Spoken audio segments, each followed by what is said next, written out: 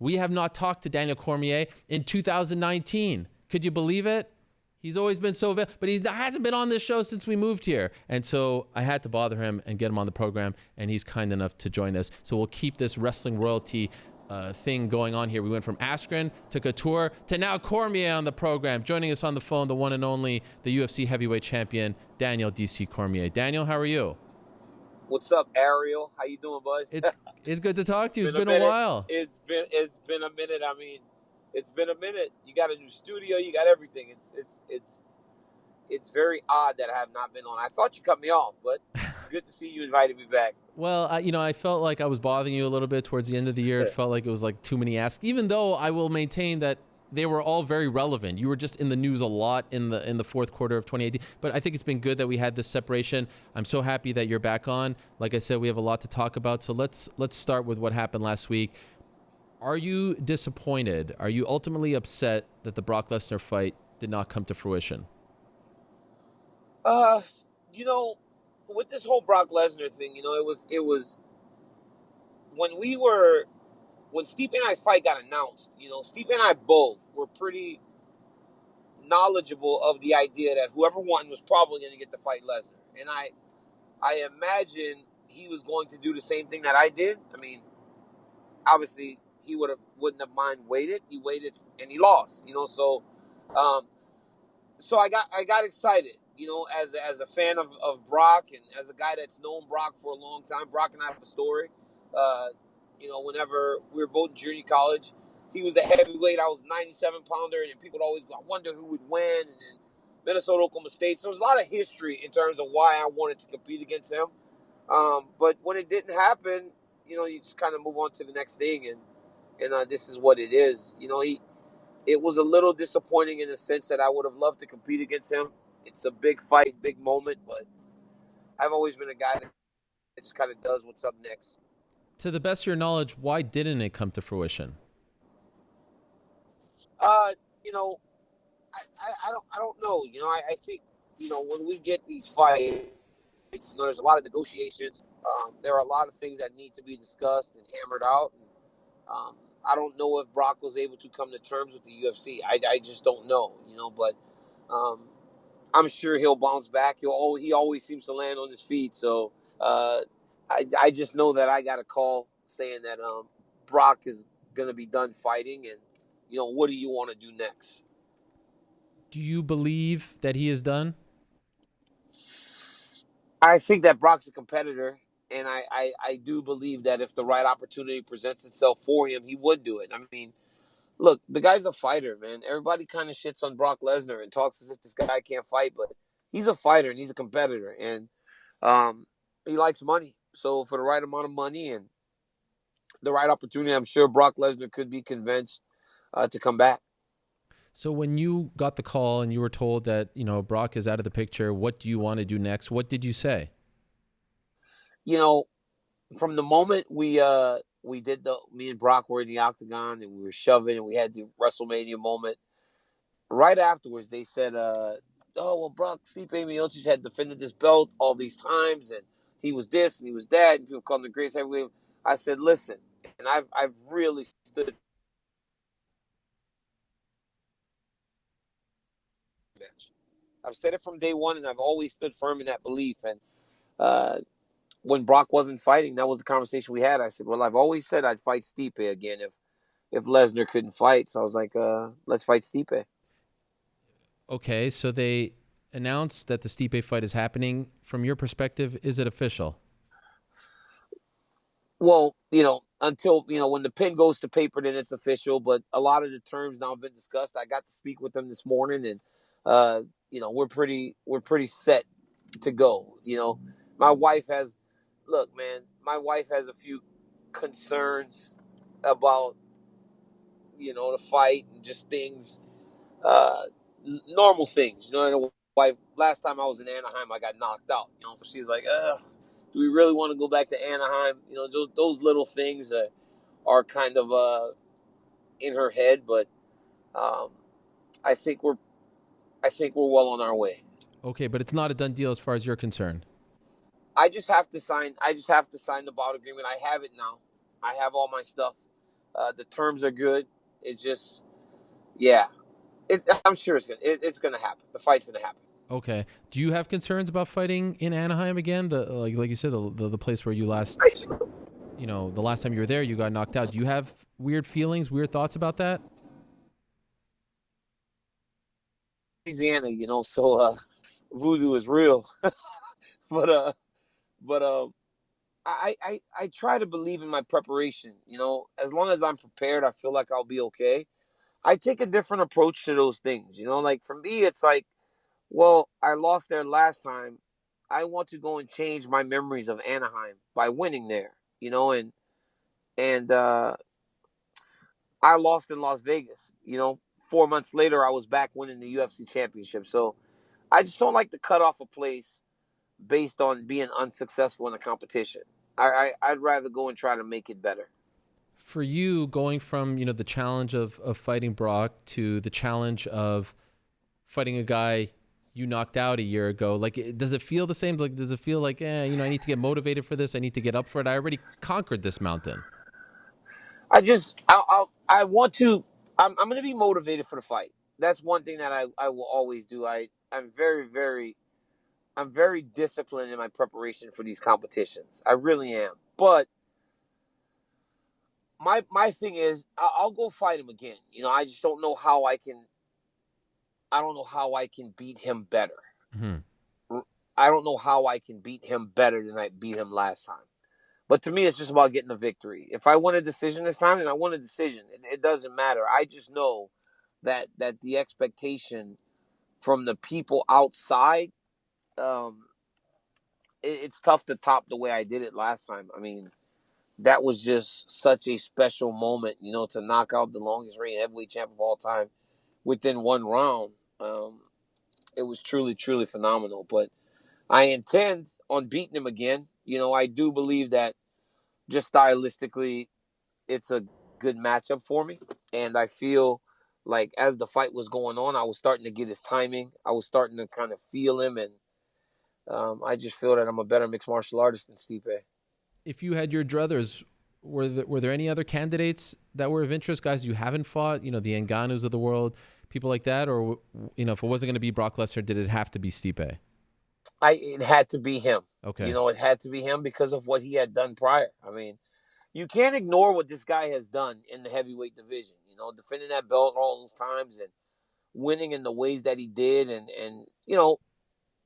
he's Stipe has always had a reputation for being such a good guy. A guy that um, does a lot of things positively, not only in his community but just for mixed martial arts. And I knew that if I wasn't gonna fight Brock, it was gonna have to be him, and he deserved that. Now, when we were on the Ultimate Fighter, there was a lot of sunshine and rainbows between us. We seemed as if we might maybe friends. Like now, I have a little bit of a different. I have a little bit of a different. Um, I have a little bit of a different approach to our relationship this time. I don't necessarily feel. I don't like. I did not like the approach that he took in just kind of waiting. I think he's so good that even if he would have fought over the course of this year, he still would be in the same position. So I don't I don't necessarily feel that I have to be nice to him anymore. That was actually my next question, because it did seem like you guys were chummy going into the first Yeah, fight. He put out that video with his kid and said that, I would have done the same for you. Do you feel like he came across as a little entitled in the? well, for sure, absolutely. I felt the whole time I said he was a bit entitled. You know, man, it would have been different if we did not understand. These are conversations we had with the company. Like, yo, one of you guys is gonna get to fight Brock Lesnar, and he was just as happy as I was. So to make it seem as though I was doing something wrong after I was the one that won the fight, I just felt like it just was unfair a little bit. And then just like every now and again he posts a picture of him like punching me or something. I'm like, yo, what? You punched me? Okay, we fought. Of course you punched me. He's like, now I'm going to show you why I belong in a title fight. And there's a picture of him just punching me. We had a fight. Of course you have pictures of you punching me. There were like millions of people there. Like millions of people watched it. Like they saw you punch me. I have to put the damn picture up of you punching me and acting like I'm wronging you or something. Like I'm not wronging this guy. Like I'm doing exactly what we were told to do after our first fight. That's it. Like that's it. And yeah, it was just, it felt entitled. I mean, when Jones beat me the first time, I immediately scheduled another fight and said I'm gonna go fight Ryan Bader in New Orleans to try to figure out how I get back there, right? Right. And then he had the thing happen and I had to fight Rumble for the belt. Okay. Then when Jones beat me in July, I said, okay, I'm gonna take some time, but how do I get back? Do I go to heavyweight?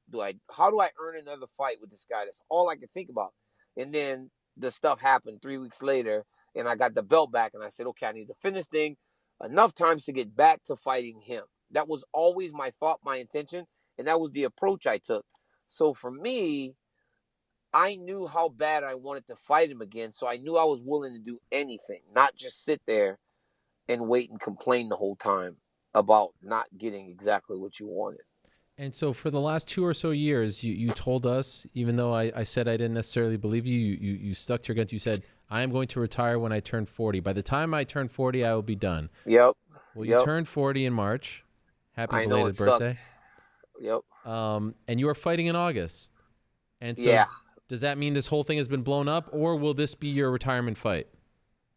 You know, I think we have to take these things one at a time at this point. You know, like I'm not necessarily saying I'm going to fight 3-4 times. I think for me, it would need to be something very intriguing. I always wanted that one more fight though, Ariel. I've always wanted that one more fight. And I haven't even told anybody this. Like the reason I haven't fought and the reason I didn't fight in March was because I had back surgery in December. Like when I was about to fight Derek Lewis, and I was telling you guys all how I sneezed, and I was like, my back was so jacked, I didn't know what was going on. Right. It was so bad that about a week later, 2 weeks later, I started having pain going down my hip.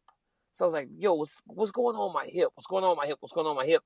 And I would travel, and then right around Christmas, I went to Milwaukee for that last Fox show because I was like, I have to do it. My last time to work for Fox, even though my hip was bothering me. And then Kane was going to fight in Ghana. So I went in to try to help him. And I mean, I barely did anything. My back was bothering me so bad. The next morning, I couldn't even walk. Wow. It was like I had a disc that was bulging out of my back and was sitting on my sciatic nerve. It was out 2 inches out of the chamber that holds the disc in. Whoa. 2 inches the disc was out. I couldn't even walk. I was like, Deron Wynn had to actually carry me out of my house into my truck to take me all around to see doctors because my wife was having to deal with my children. You know, it was like, yeah, it was bad. That's why I haven't fought. Like I would have fought in March if I was healthy, but I really probably should not have fought Derek Lewis. I was so hurt, but the UFC staff, they massaged me and made me feel well enough to where on that day I was able to compete. And then as time went on, I guess it was just getting worse. And I had back surgery, so wow. So that's why. When did you have the surgery? December 22nd. I had a surgery on my back. Yeah, I had surgery. I didn't tell anybody this. Yeah. Why? How'd you keep this secret? Just because I didn't tell everybody. I mean, I'm just sitting there like everybody's talking about like I'm afraid of Stipe and why am I not fighting this dude and this dude. And whole time I'm just like laid up on my back like you guys are so stupid. Like I'm like, what if I were afraid to fight somebody? I couldn't physically do it. So now that I'm back healthy and I'm able to train and I feel good. Look, man, I've got a great surgeon. You know, Dr. Carl Stidham in the Bay Area has fixed my hand. He's dealt with he found the perfect back surgeon for my back, and I feel better than I have in years. I thought my back was just bad because I wrestled my whole life, but obviously there was way more to it, and I got the perfect guy to fix my back, and now I feel even better than I did 2 years ago. Wow. And any concern, like, so you feel okay now? Did they tell you when they did the surgery that you shouldn't fight anymore, that this should be it? What would No. Okay. It wasn't that bad, right? See, I was still trying to do March 2nd. I was like, yo, I was like, can I do March 2nd? I was like, can I do March 2nd when I asked the back surgeon? He goes, that's about 10 weeks away, 11 weeks. He goes, you're going to be out for about 6 weeks. He goes, if you can do a 5-week training camp, then that's on you. And I was like, nope, can't do it. It was just too bad. So, yeah, I needed to get that fixed. This is something that I've been dealing with my whole life. I've had a lot of injuries. I've had a 25-year combat career. So it was time for me to go and get that fixed. I got it fixed, and I'm telling you, man, today I feel better than I did 3 years ago. Wow. Okay. So that explains a lot about why you didn't fight. So when I asked you the question about the time, you sort of left the door open here, and Dana White has repeatedly said there's 3 fights left for you potentially. There's Brock, there's Stipe, and there's Jon. You knew I was going to ask you Yeah. about this, but it seems like Yeah. you're leaving the door open for that potential trilogy fight. Yeah, man, look, man, that's all I want. I think when I fight Jones, I think that I feel most complete when I'm preparing for a competition against that guy because it makes me train harder. It makes me train smarter. I do everything right in preparation, and I believe that um, if I do stick around, that would be the fight that I would do it for, and it would be at 205 pounds because I need to go and get that back from him. Why? Because you feel like it's not the same because he beat you twice there. You have to do it at 205. That's exactly why. I don't need the deck stacked in my favor. My whole life I've overcome odds, right?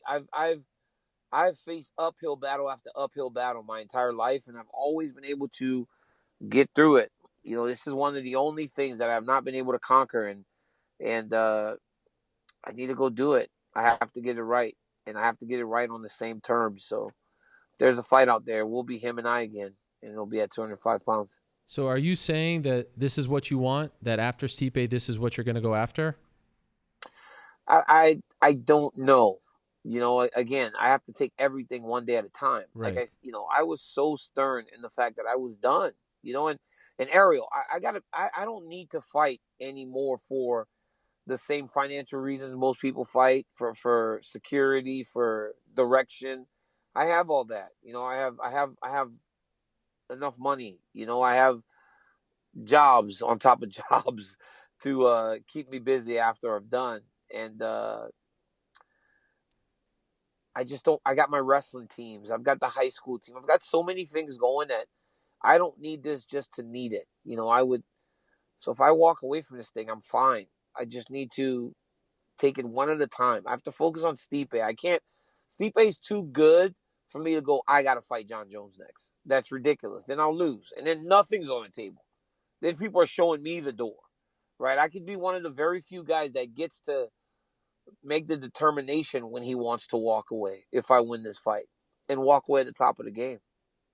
But would it be fair to say that there's only 2? Like Dana is correct. There are only 2 left. There's only 2 fights out there for me. There's a Miocic rematch and there's a Jones fight if there is a fight. Okay. I just don't anticipate just fighting anybody at this point. Right.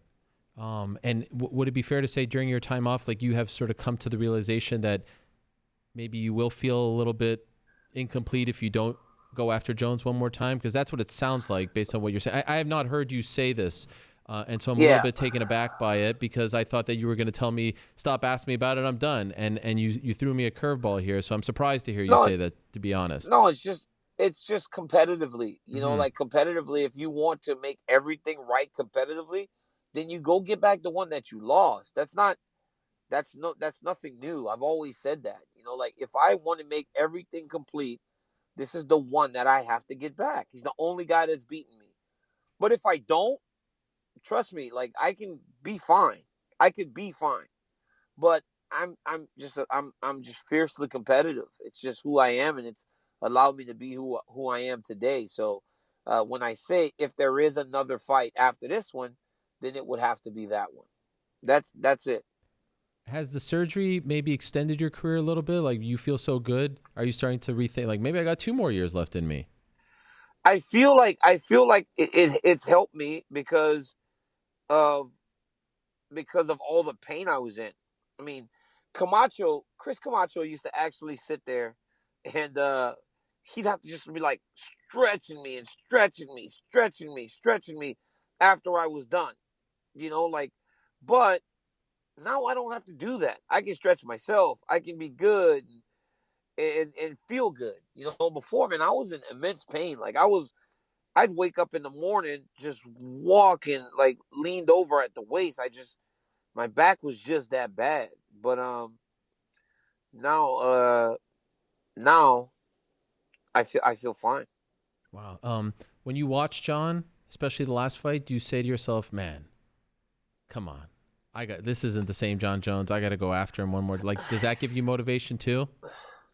You know how I tell you that I believe Stipe Miocic is going to be better this time. He'll be Right. really motivated. Right. Because I know how motivated I was to fight Jones the second time after he beat me. Right. I Right. know how difficult this fight is going to be for me. And you watch Jones against a guy like um, I don't Anthony even know who he Smith. fought last. Anthony Smith. Anthony Smith, Right. yeah. And then the next guy that he's fighting, Thiago um, Santos. Thiago Santos. And you see he's fighting and he's doing so much to beat these dudes, right? They're not even really close. But as motivated as I am for these fights, I feel as though he's as motivated too. I think that we don't complement each other in the normal sense, but I think competitively we make each other better in terms of preparations. Wow. So if he fought those guys, he may look like that, but if we fight, you'll always see the best version of me and you'll see the best version of him. Like, I think still to this day, for all that I've done on January 3rd of 2015 and on I don't know when we fought, July 20, whatever it was, 2017, those are the two best versions that I've ever been in my career because I know how motivated I was to win those fights. I don't know if I've ever been better, and he's been able to solve that puzzle. So if I was to fight him again, I would need to be even better than I was back then. Do you still think about that second fight a lot? I do a little bit every now and again because I feel like I just did not stay focused. I was fighting and he was hitting me and we were going back and forth, and when I was laser focused, right, I'm checking kicks, I'm countering, we're landing, we go 1-1 into the third round in terms of judging, and then by the end of the second round, I'm like talking trash, and I'm just like I should have just stayed focused. I've never done that. I'm not a guy that fucking is in there talking to people and stuff. I'm laser focused. I know what I'm trying to accomplish, and I need to stay in that. And I feel like by not being 100% zoned in as I should have been, it cost me ultimately. Do you think that he, if offered, would accept the fight? Because he has said, he's kind of going back and forth, like, I've done it already. But then when he beat Alex, he was like, hey, do you see where you at? There's no question he would. Right. There's no question he would. Yeah. Because even though like because look, as a competitor, you want to do it, and also we make the most money together. If you like money, we make the most money together. Mm-hmm. So, yeah, he would definitely take the fight.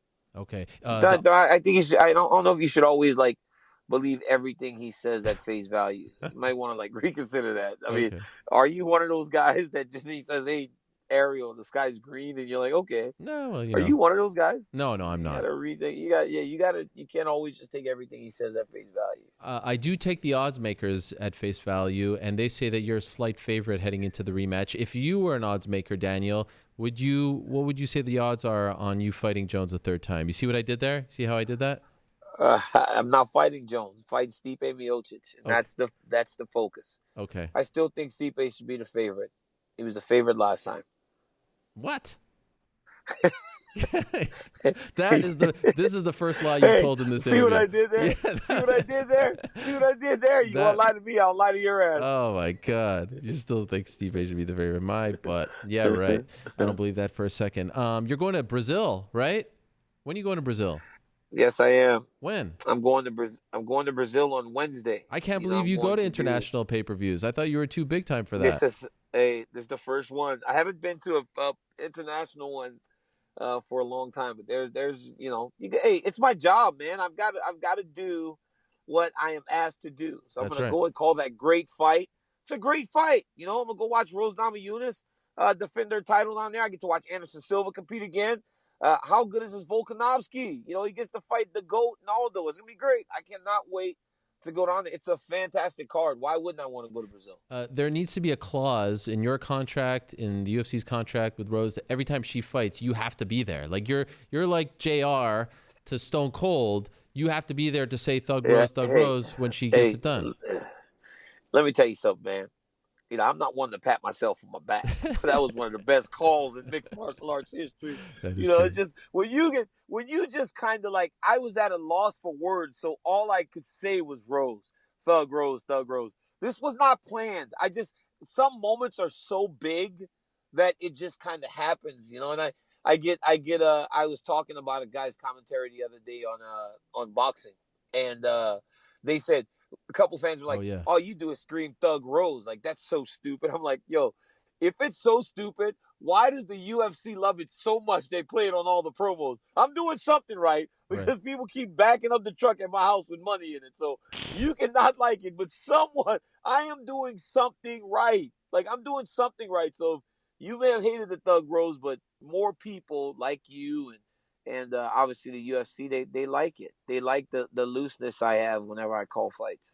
All right, so August 17th is your return to action. You're calling the action this Saturday. I hope they give you a stack card. I hope they throw a couple of those big names on there, right? I mean, you kind of had to carry the weight of the promotion for MSG. I hope they give you some big names. Man, I'm telling you, I need a big fight card because some guys get great fight cards. I want one of those too. Stipe and I deserve it. Yep. We deserve it. This is going to be a fantastic fight, Ariel. This is going to be a fantastic fight. I know how hard he's going to be to beat again, but I'm going to prepare for it, and mentally I'm as ready to fight as I've been in a long time. So This little break was nice for me. Well, you've given us a lot to chew on here, DC. This has been something else. I'm sort of. That's what happens when you don't talk for 5 months.